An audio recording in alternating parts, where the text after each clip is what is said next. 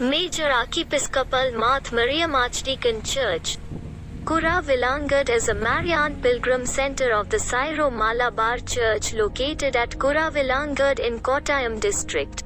This church claims to date to 105 AD. The church has an ancient bell with the engraving on Syriac language, Mother of God. 3 majestic bells were brought from Germany in 1911 and is one of the largest bells in Asia.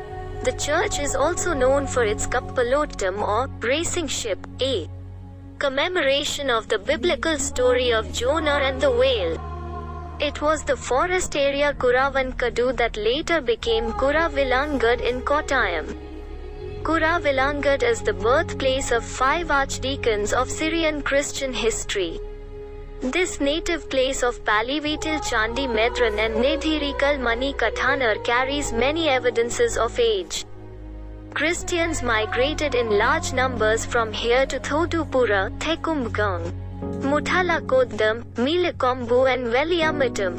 The church, which was constructed in CE 345, is believed to have been consecrated by the Metropolitan Mar Joseph, who reached Kerala with Nathoma.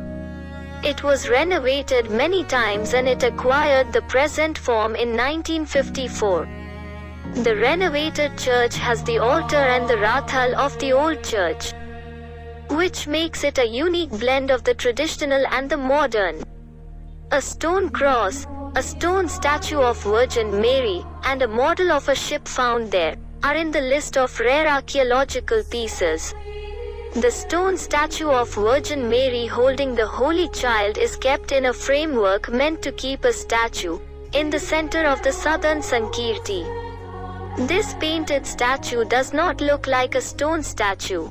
It resembles the one in Saudi Church of Kochi, and hence it is believed that both statues reached here together by ship. The statues of Saint Augustine and Saint Thomas are also in the same place. The stone cross is the biggest in Kerala. It is 39 feet tall with 7 round steps around the bottom and a 20-foot long pillar. The church has a chirva, the traditional gadget for grating coconut, carved out of a single block of wood, and opening out to 8 branches. The ship, made of wood, depicts the scene of the fish spitting out Jonah the prophet. The model of the ship is believed to have been donated by the sailors of Kadapur, which was once a harbor. There are also bells made of bell metal brought from Germany, which can claim to be the oldest and biggest among those found in Asia. One of them has an inscription which translates to Mother of God. Murals depicting the baptism of Christ and Moses receiving the 10 commandments from God can be seen on either sides of the Madbaha or sanctum. In the mural depicting baptism, Christ and John the Baptist seem very natural. The Marth Mariam Church is a famous Marian pilgrim center in the central Kerala. The 3-day Lent and the accompanying festival in the church are very famous. The authorities of the Etamanur Mahadeva temple are said to have donated a paddy field for preparing the special dish of rice cooked in milk, a lamp hung from a chain, and a big brass cooking vessel. It is said that it is since then that the festival started with the escort of elephants, Devasi, MK, Keraliya Kristava Devalangalile Silpa Chitra Kalakal. 3 caparisoned elephants walk in front of the procession. There is also the custom of presenting a model of Jonah, the prophet, and the ship in which he traveled. 1604 Mega Siemens ad. 9853. The church of Kolangate, Kuravilangadu, was built much before the Portuguese reached India. It is in the name of the Mother of God. It was founded for the following reason. The Virgin appeared to a Christian in his sleep and ordered him to build a church at that place. But he did not obey, and she appeared to him twice more, beating him on the head with a cane. Yet he did not build the church. Soon after that, one day a Christian was moved by a good spirit, and speaking in the name of Our Lady, he said that a church should be built at the said place. and they built it in the name of the Virgin Mother of God. The name of the Christian who built the church is not known, because he is not called by his name, but he is called the Christian of the church. In this church the Christians had collected much money as offerings for its edifice. Having learnt of this, a kinglet of the land came by night to steal that money. He knocked at the door of the church. A priest was inside, but he did not want to open it.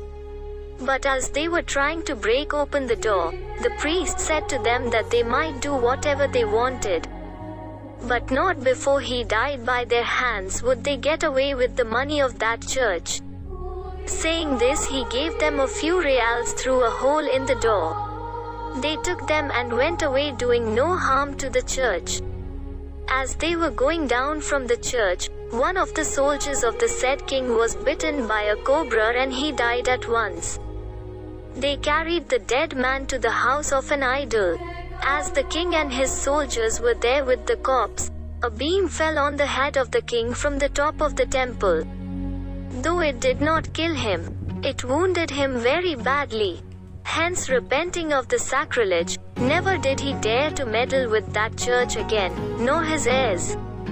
It is the custom in Malabar that the churches or the houses of the Christians cannot be thatched with tiles without the permission of the king of the country. However, the Christians of Kuravilangad, not wanting to go along with it anymore, thatched their church with tiles. Piqued by this, the king of the country went to the church and broke all its tiles. On reaching home soon after this deed, this king became mad, and discharging the excrement through his mouth, he died miserably in a short time.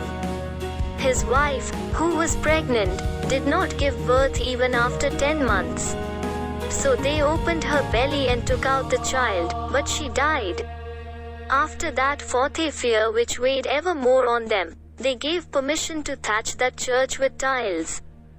97. One day the lord of the land closed the said church and would not allow anyone to enter it out of the hatred he had for the Christians. At that hour 2 big lamps remained lit in the church, but with little oil. Opening that church after 40 days, they saw the lamps in the same condition, still burning, and the oil had not diminished at all. Seeing this, the said Lord marveled at the miracle and stopped vexing the Christians. There was a schismatic priest, referring to Archdeacon Jacob, the East Syriac Archdeacon of Metropolitan Simon, who neither obeyed the prelate nor wanted to accept the Gregorian calendar, which this whole Christianity had accepted. He had in his party 500 rebels of the church.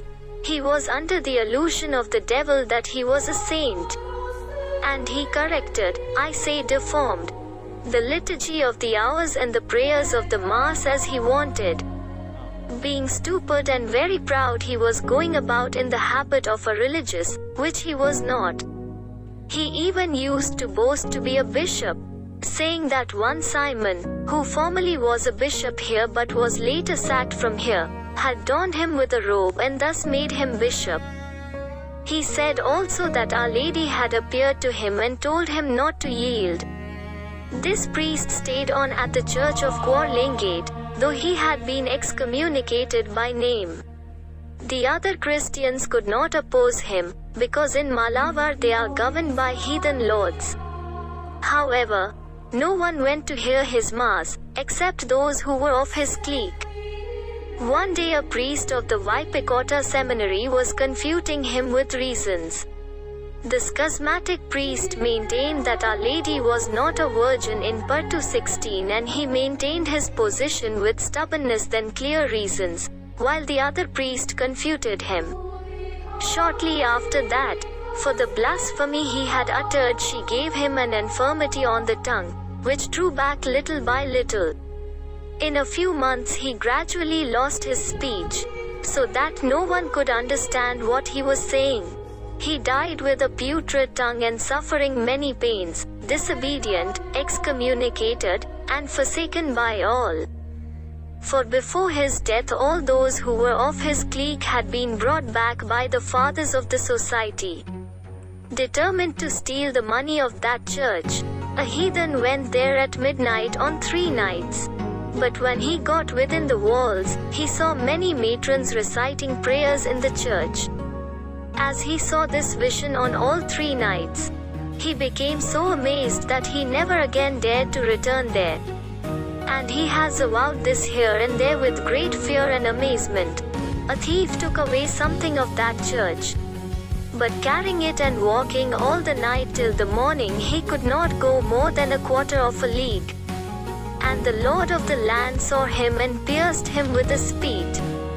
Many other punishments of various kinds, which God our Lord gave to those who held little respect to that church, will be too long to narrate. Kappalottam ritual, one of the most colorful Christian ceremonies in central Kerala, was held at St. Mary's Forane Church at Kuravilangad. The ritual begins with a nearly 40 ft wooden replica of a ship being taken out and being carried to and fro by the faithful.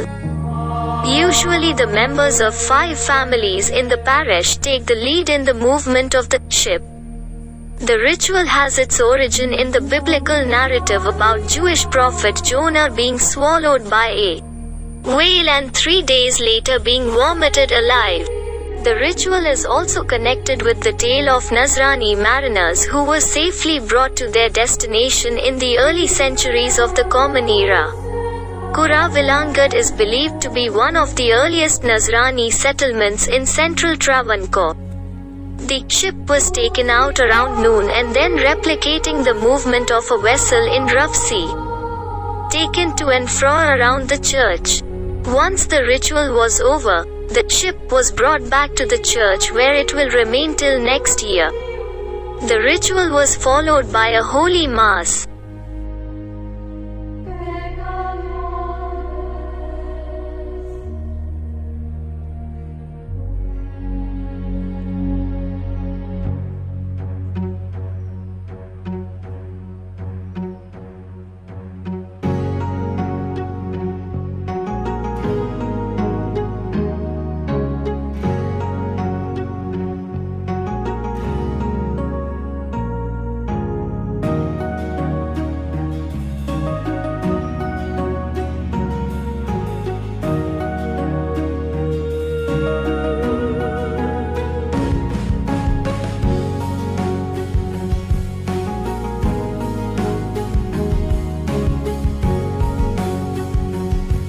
If you like my video, please like it and share it other friends.